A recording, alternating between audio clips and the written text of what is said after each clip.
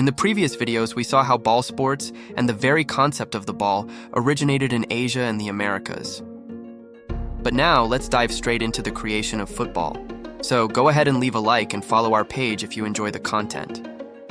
Without further ado, ball sports were largely abandoned during the Roman domination of Europe, as the Romans were more interested in other forms of entertainment, such as battle simulations and similar spectacles.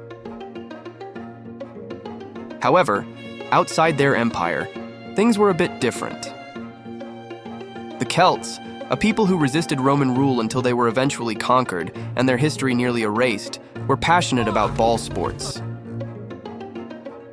These traditions were passed down to their neighbors, the Angles, Saxons, and Normans. During the Middle Ages, these peoples, who contributed to the formation of early England, were already playing Celtic football. It was a common sport in villages and small towns to the point that it was often repressed and banned in various parts of the kingdom. The game was considered too violent, and to the nobility and clergy, it was just another pastime for vagabonds, similar to street fights and gambling. The lack of rules and referees frequently led to fatal outcomes. On top of that, the government at the time needed more archers rather than drunkards running after a ball and starting brawls. Cities like Liverpool and Manchester, which are now two of the capitals of modern football, prohibited the sport during the Middle Ages, particularly between the 14th and 16th centuries. Still, football remained popular in the outskirts of cities, where the poorer population, less influenced by the state, continued playing their matches.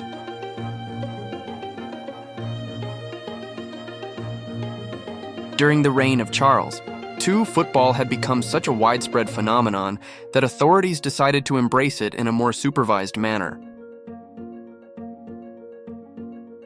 However, it was still viewed as a lower-class activity, unlike cricket, tennis, golf, and even horse racing and boxing, which were popular among gamblers.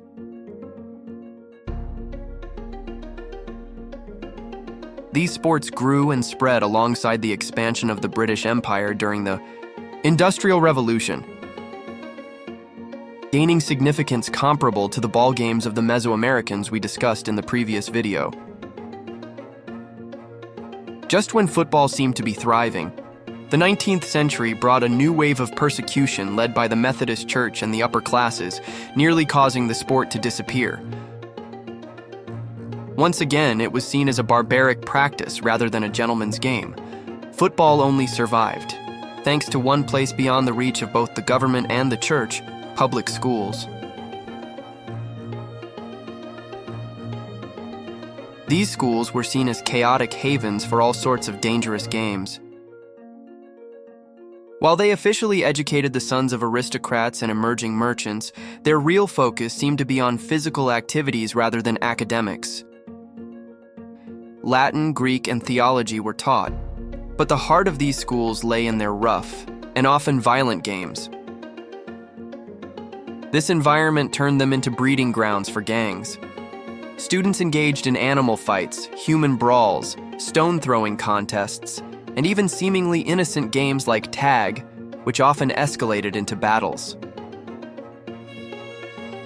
It was said that in some English towns, there were no dogs left, and ponies frequently lost an eye due to these brutal activities.